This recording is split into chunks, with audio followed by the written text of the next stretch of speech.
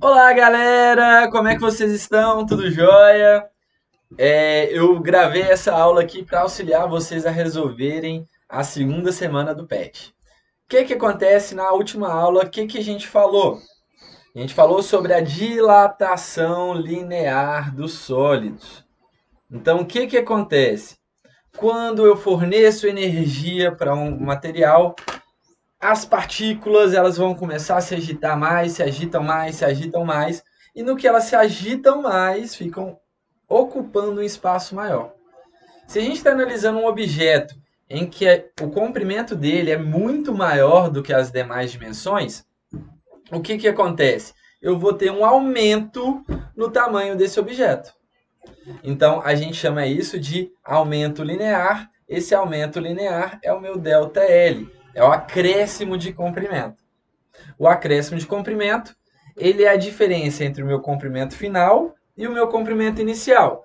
Vou chamar de L meu comprimento inicial, o meu comprimento final, e de L0 o meu comprimento inicial. Então, final menos inicial. Isso serve tanto para temperatura quanto para o comprimento. Lembrando que esse triângulo que aparece aí é uma letra grega, a gente chama ele de delta. O delta ele vai dar a ideia de variação. Então, toda vez que ele aparece, a gente está falando de variação.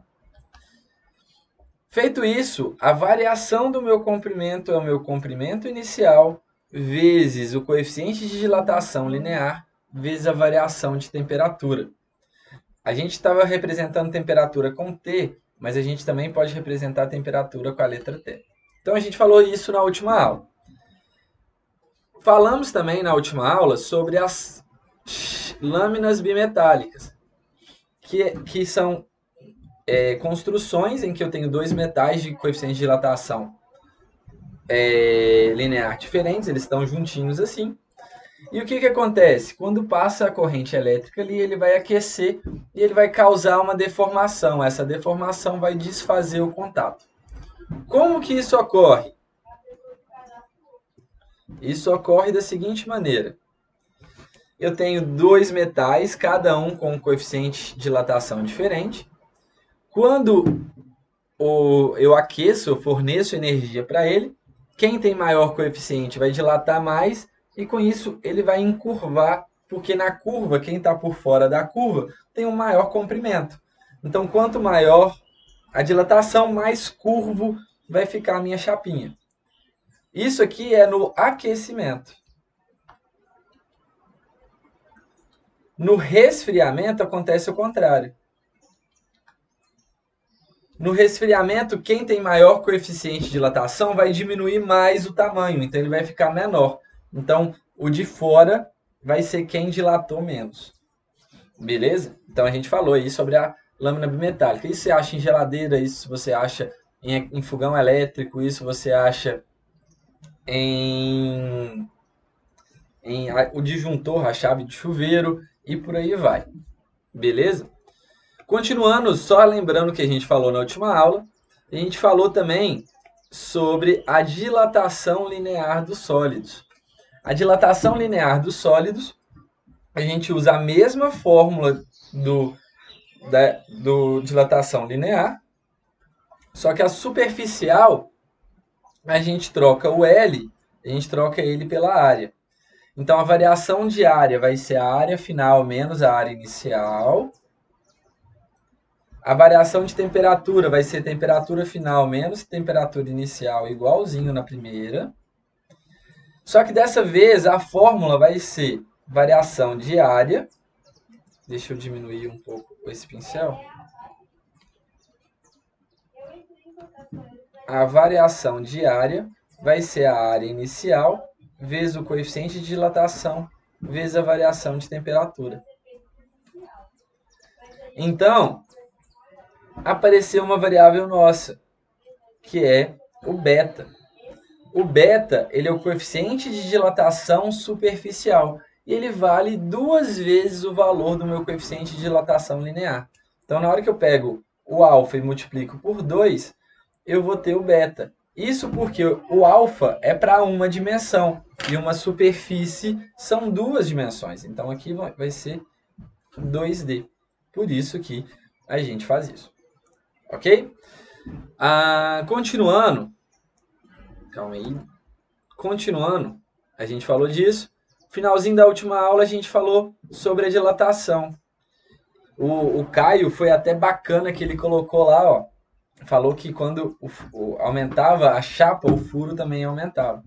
Então, quando eu tenho uma superfície e ela tem um furo dentro dela, e eu aqueço essa superfície para ela aumentar de tamanho, o furo nessa superfície também vai aumentar de tamanho. E esse aumento é proporcional ao aumento da área. É como se aquele material, se aquele furo fosse feito do mesmo material da chapa. Então, se um aumenta de tamanho, o outro também vai aumentar de tamanho. Então, isso foi o que a gente falou na última aula. Ficou faltando falar sobre algumas coisas. Uma delas é a dilatação volumétrica. A dilatação volumétrica ela acontece da mesma forma que a dilatação linear e a dilatação superficial, só que ela acontece, é o que acontece em todos os casos. A dilatação volumétrica ela é a dilatação real, porque a gente vive no mundo tridimensional, a gente vive no mundo que tem 3 dimensões. Então, mesmo sendo menor, a dilatação volumétrica ela vai acontecer em todos os casos. Nós vamos usar ela quando o volume, ou seja, todas as dimensões são consideradas. Por exemplo, vou calcular o aumento de volume de uma casa, o aumento de volume de um líquido. Então a gente usa a dilatação volumétrica. Ela fala o seguinte: a variação do volume igual ao meu volume inicial vezes o coeficiente de dilatação volumétrico vezes a variação de temperatura. Vocês viram que a fórmula parece as anteriores. A diferença é que eu estou trocando o L pelo V, e o alfa e o beta eu estou trocando pelo gama.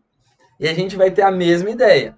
O gama ele vai ser 3 vezes o meu valor de alfa, porque a gente está trabalhando em 3 dimensões. Variação de volume é o volume final menos o volume inicial. Variação de temperatura, a temperatura final menos a temperatura inicial. E a fórmula é aquela mesma. Se a gente quiser fazer uma relação entre todos os coeficientes, a gente tem aqui, ó.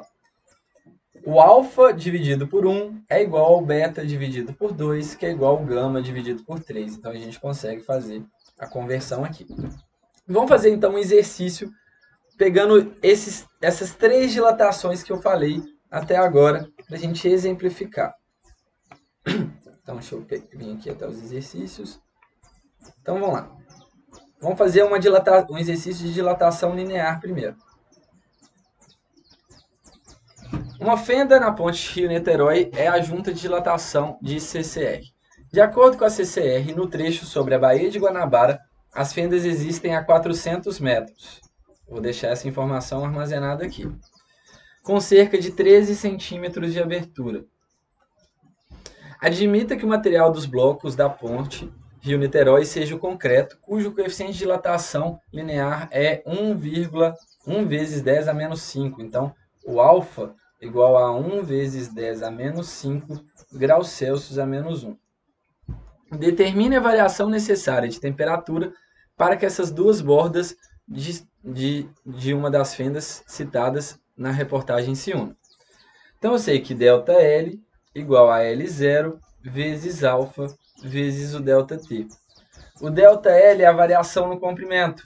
Ela vale 13 centímetros. Só que a gente tem que deixar ou todo mundo em centímetro ou todo mundo em metro. Então, vou deixar todo mundo em centímetro. Vou deixar aqui 13. Isso é igual ao meu L0, são 400 metros. Só que cada metro são 100 centímetros. Então, eu vou acrescentar 2 zeros aqui, convertendo para centímetros. Então, 400 metros são 40.000 centímetros. Vezes o meu alfa, que é 1 vezes 10 a menos 5, vezes a variação de temperatura, que é o que ele quer que a gente descubra. Resolvendo isso, eu tenho que 13 é igual. Para resolver esse exercício, eu vou usar a notação científica. Então, vou deixar aqui 4. E para cada zero, eu vou acrescentar um 10. Então, 1, 2, 3, 4, eu tenho 4 zeros. Então, vai ser 10 elevado à quarta, vezes 1, vezes 10 elevado a menos 5, vezes ΔT. Vai ficar, então, 13, 4 vezes 1 fica 4. 10 a menos 4 menos 5 vai ficar 10 à quarta. Na multiplicação, a gente mantém a base e soma os expoentes. Então, vai ficar 4 mais menos 5, vezes o ΔT. Então, ficou 13 é igual a 4 vezes 10. 4 menos 5 vai ficar menos 1, vezes o ΔT. Vou passar o 4 vezes 10 a menos 1 para o outro lado. Então, ficou 13 dividido por 4 vezes 10 a menos 1. Isso daqui vai ser igual ao meu ΔT. Então, a gente vai fazer a conta. 13 dividido por 4 vai dar aproximadamente... Vou pegar aqui o auxílio de uma calculadora.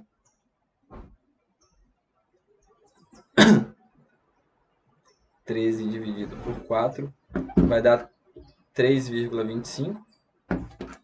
Então, ficou 3,25. O 10 a menos 1, a gente vai inverter ele. Na hora que a gente inverte, a gente muda o expoente. Então, vai ficar vezes 10 elevado a 1. Isso é igual a ΔT. Então, vai dar 32,5 graus Celsius o meu ΔT. Então, quando eu aumentar a temperatura em 32,5 graus Celsius, as duas juntas de dilatação vão se unir. Beleza. Dilatação linear, um exercício é assim. Lá no PET tem outros para vocês fazerem. Vamos fazer agora um exercício de dilatação superficial. Então, a gente tem um comprimento e uma largura. Comprimento e largura. O comprimento vale 50 centímetros e a largura vale 20 centímetros. Então, a minha área inicial vai ser a multiplicação entre esses dois. Vai ser 50 vezes 20. Então, a minha área inicial vai ser igual a 1.000 centímetros quadrados. Ele me fala que o coeficiente de dilatação linear é 1,2 vezes 10 a menos 5 graus Celsius a menos 1. Só que a gente não usa o linear, a gente tem que usar o superficial. Isso aqui vai ficar 2,4 vezes 10 a menos 5 graus Celsius a menos 1. Isso acontece porque, para eu passar de alfa para beta, a gente simplesmente multiplica por 2. Aí ele fala que a temperatura inicial, meu θ0, é igual a 20. E meu θ final é igual a 70. Os 2 graus Celsius. Então, para passar de 20 para 70, eu tive que aumentar 50. Então, a variação de temperatura, que é o meu Δθ, vai ser igual a 50 graus Celsius. E ele quer saber qual é a área dessa chapa no final. A área no final vai ser a área inicial mais o quanto que aumentou.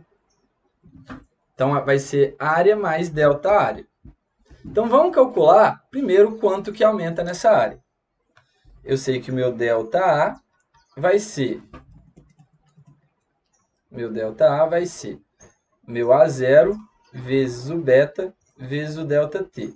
Então, meu ΔA vai ser meu A0, que vale 1.000, vezes o beta, que vale 2,4 vezes 10 a menos 5, vezes o ΔT, que é 50. Aí a gente multiplica. 2,4 vezes 50 dá 120. Só vou conferir aqui para não colocar o valor errado. 2,4 vezes 120, vezes 50, dá 120. Então, vai ficar ΔA é igual a 120, que é 2,4 vezes 50, vezes 1.000. Então, vai ficar 120.000 vezes 10 elevado a menos 5. Isso, então, vai ser igual meu ΔA.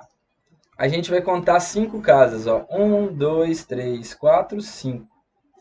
Então, isso aqui, o ΔA, deu 1,2 centímetros quadrados. O 10 a menos 5 ele vai comer 5 casas decimais. Por isso que a gente andou com a vírgula essas 5 casas para a esquerda. Então, o meu comprimento final, o meu A, vai ser o meu A inicial mais o quanto aumentou, mais o meu ΔA. Então, minha área final vai ser, minha área inicial, a gente calculou, ela vale 1.000, que foi aqui dentro do quadradinho. Então, vale 1.000, mais o ΔA, que é 1,2. Então, minha área final vai ser 1.001,2 centímetros quadrados. Esse é o valor da minha área inicial. Feito isso, a gente acabou um exercício de dilatação superficial. Vamos fazer agora um exercício de dilatação volumétrica. Então aqui é um exercício da PUC do Rio de Janeiro. Uma placa de vidro possui dimensões de 1 metro, 1 metro e 1 centímetro. Então se a gente for olhar essa placa, ela é mais ou menos assim, ó. Chururu, chururu, chururu. Mas aqui ela tem uma espessura fininha. Então, aqui mede 1 metro, aqui mede 1 metro e aqui mede 1 centímetro. Vou converter todo mundo para centímetro para ficar mais fácil. Então, esse 1 metro ele vai virar 100 centímetros. Esse 1 metro ele vai virar 100 centímetros. Então, o volume inicial vai ser 100 vezes 100 vezes 1 centímetros cúbicos. Multipliquei todo mundo. Então, meu volume inicial vai ser 10.000 centímetros cúbicos. Vamos representar em potência de 10 para facilitar nossos cálculos. Então, vai ficar 10 a quarta centímetros cúbicos. Esse é o nosso volume inicial. Aí ele falou que o coeficiente de dilatação linear é 9 vezes 10 a menos 6. Então, o alfa é igual a 9 vezes 10 elevado a menos 6 graus Celsius a menos 1.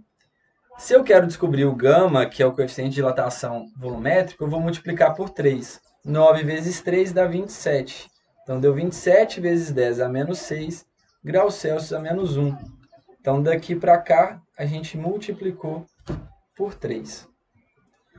Ele me falou que a variação de temperatura, ele já me deu o valor, o meu delta θ, vai ser igual a 10 graus Celsius, ou ΔT igual a 10 graus Celsius, não faz diferença.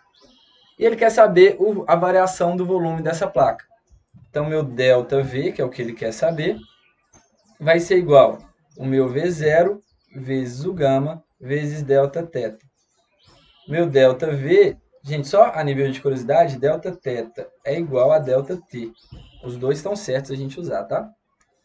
Então, meu ΔV vai ser o meu volume inicial, que a gente calculou, que é 10 a quarta, vezes o meu gama, que é 27, vezes 10 a menos 6, vezes o meu Δθ, que é 10. Então, a variação no meu volume vai ser igual a 27 vezes 10, tenho 4, menos 6. Quando não aparece o expoente, a gente coloca mais 1.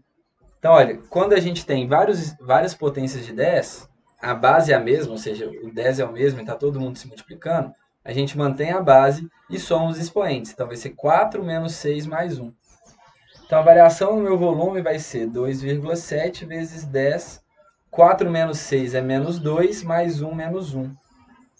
Isso daqui dá 2,7 centímetros cúbicos, que dá a nossa alternativa, letra E. Ok? Entendido? Então, temos aí o nosso exercício de variação volumétrica. O PET da segunda semana fala só sobre isso, sobre essas 3 dilatações, essa que eu dei uma de cada. Só que eu gosto, como professor, de acrescentar algumas informações. Então, as informações que eu estou aumentando é em relação, volta aqui, coisinha, é em relação à dilatação de líquidos. Porque quando a gente fala de dilatação de líquido, a gente tem que levar em consideração que o líquido está num recipiente. Então, se eu aquecer o meu sistema, tanto o meu líquido vai aumentar, quanto o meu recipiente também vai aumentar.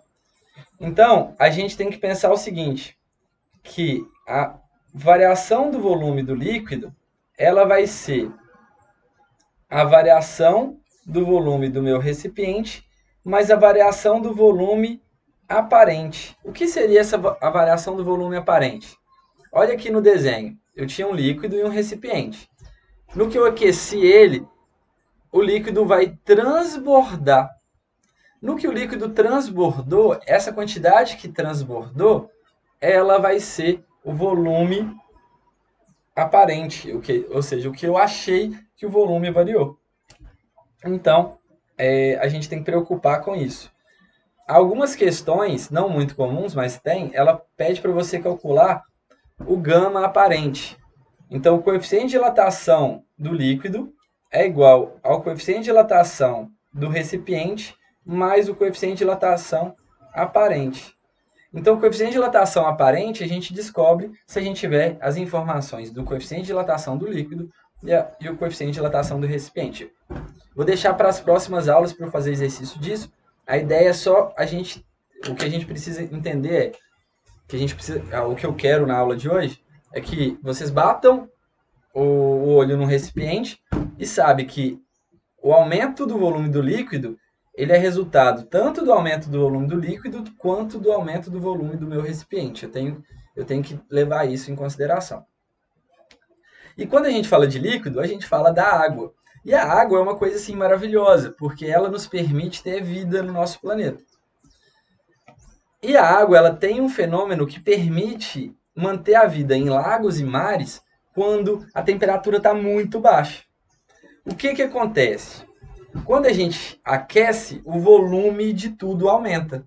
Mas quando a gente resfria, o volume de tudo diminui. Porém, a água, na hora que ela vai formar os cristais de gelo, lembra lá que a água é o H2O, né? H2O lá da química. Na hora que ela vai formar os cristais de gelo, ela forma da seguinte forma. Então, tem aqui H2O, chururu, chururu, chururu, chururu, chururu, chururu, chururu, chururu. Aí aqui eu tenho chururu, chururu, chururu.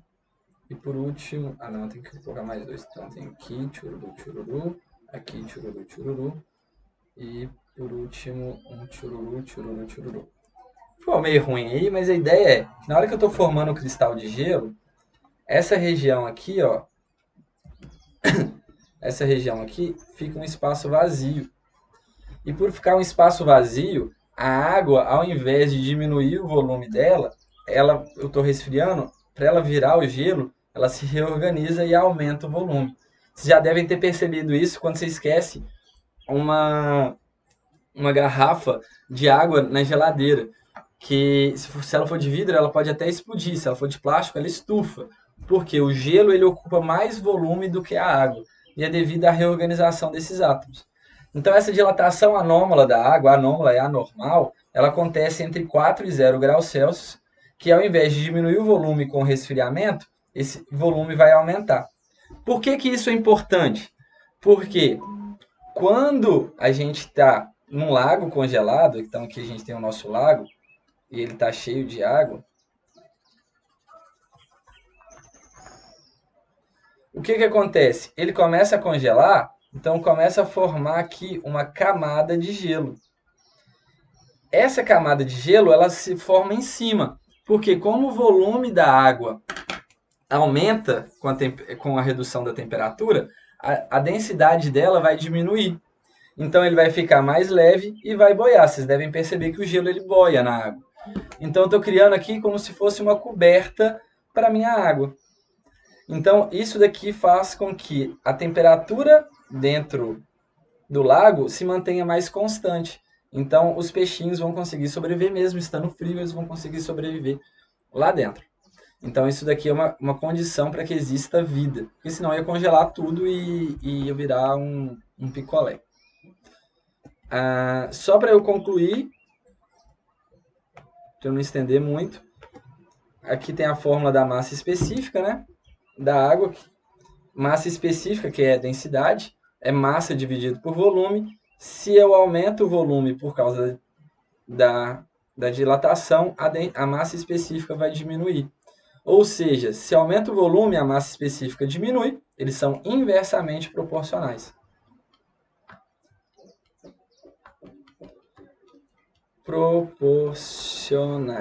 Então, ó, se o volume da água de 0 até graus Celsius ele diminui, a massa específica aumenta. De 4 até 100 graus Celsius, o volume aumenta, a massa específica diminui. E a 4 graus Celsius, a gente tem o volume mínimo de água e a massa específica máxima. Feito isso, galerinha, muito obrigado pela atenção de vocês. Até a próxima semana. Tchauzinho. Até mais. Tchau.